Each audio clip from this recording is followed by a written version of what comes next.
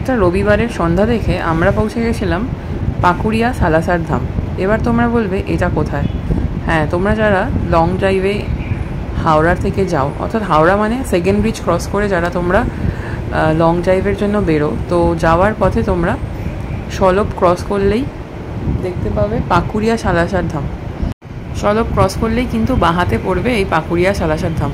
আমরা বহুবার যাওয়ার সময় দেখতে পেয়েছিলাম এই মন্দিরের চূড়া, তো অনেকবারই ভেবেছিলাম যে কবে যাব, তো তখন তো যাওয়া হয়ে ওঠেনি, কেন কি গন্তব্যস্থল ছিল অন্য। সেদিন হঠাৎ কি মনে হলো, তো আমরা ভাবলাম চলো আজকে এইখানেই যাওয়া যাক। দূর থেকে মন্দিরটার ভেতরে যে এত কিছু রয়েছে, এত সুন্দর করে সাজানো, আমরা কিন্তু ঘুণাক্ষরেও টের পাইনি। ঢুকেই দেখলাম প্রচুর লোকজন এবং সবাই এইভাবে যাচ্ছে। এটা বোধহয় বৃষ্টির জন্য একটা স্পেশাল অ্যারেঞ্জমেন্ট নাকি জানি না, এটা সবসময় থাকে, যেহেতু প্রথমবার গেলাম তাই জন্য কোনো আইডিয়া নেই। যদি এটা বৃষ্টির জন্য করা হয়ে থাকে তাহলে তো খুবই ভালো, মানুষের মাথায় বৃষ্টিও পড়বে না আর খুব সেফলি মানুষ চলাচল করতে পারবে। এখানে কিন্তু স্থানীয় বাসিন্দারা দেখলাম টোটোতে করেই আসা যাওয়া করে, কিন্তু পার্কিংয়েরও ব্যবস্থা রয়েছে, কেন কি অনেক মানুষ অনেক দূর থেকেও আসে। তো গাড়ির যেহেতু পার্কিংয়ের ব্যবস্থা রয়েছে, নিজেরা নিজেদের গাড়ি নিয়ে যেতেই পারো, কোনো অসুবিধা নেই। দেখে তো মনে হলো এটা একটা ট্রাস্টের দ্বারা চালিত, আর ভেতরে কিন্তু হনুমানজি এবং রামচন্দ্রের দুজনেরই পূজা হয়। তো বেশ সুন্দর করে সাজানো। এই যে দূর থেকে মন্দিরটা যেরকম দেখা যায় সেটা, এখান থেকে তোমরা পূজার প্রসাদ কিনতে পারো, সেটা নিয়ে ওখানে ঠাকুরের ওখানে যারা পুরোহিতরা আছেন তাদেরকে দিয়ে পূজা দিয়ে নিতে পারো।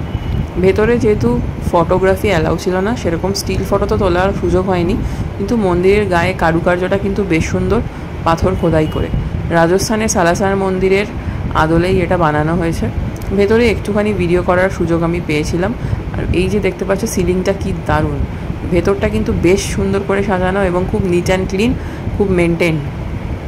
সব থেকে আশ্চর্যের বিষয়, মন্দিরের ভেতর বেশ কয়েকখানা এসি দেখতে পেলাম, যেটা আমি এর আগে কখনো দেখিনি।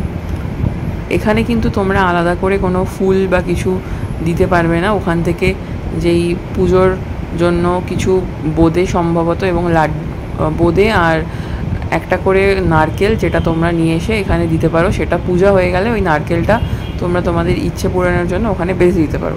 যেহেতু আমরা জানতাম না তাই আমরা সরাসরি ভেতরে ঢুকে পড়েছিলাম। পরে জানতে পারলাম যে ওটা পূজা করিয়ে তারপরে নারকেলটা বাঁধতে হয় মনস্কামনা পূরণের জন্য। পরের বার গেলে হয়তো আমরাও ট্রাই করব।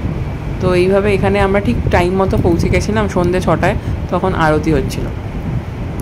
তো মন্দিরটা তো সুন্দর করে সাজানো এবং সবার খুব মন শান্ত হয়ে যাবে ওখানে গেলে। আর আমরা যেই সময় গেছিলাম অর্থাৎ সন্ধ্যে 6টা, তোমরাও ট্রাই করো ওই সময় যাওয়ার, কেন ওই সময় গেলে একটা অন্যরকম ফিল হবে। তারপরে যখন বেরোলাম তখন দেখলাম আলো জ্বলে গেছে। আলো জ্বলার পর কিন্তু মন্দিরটা আরও অন্যরকম দেখতে লাগছিল। যেহেতু খুব সুন্দরভাবে মেনটেন করা, তাই জন্য সৌন্দর্যটা কিন্তু অন্যরকমই ছিল। এই যে দেখতে পাচ্ছ এটা হলো গেট। ঢোকার সময় ভিডিও করা হয়ে ওঠেনি, তারপরে ভিডিও নিয়েছিলাম।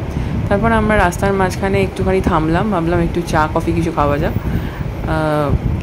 বিকালাম বাড়ি ফেরার সময় আমরা ভিকারামে একটুখানি থামলাম, ভাবলাম কিছু চাটা তো খাওয়া হয়নি, তাই একটুখানি চা খাই।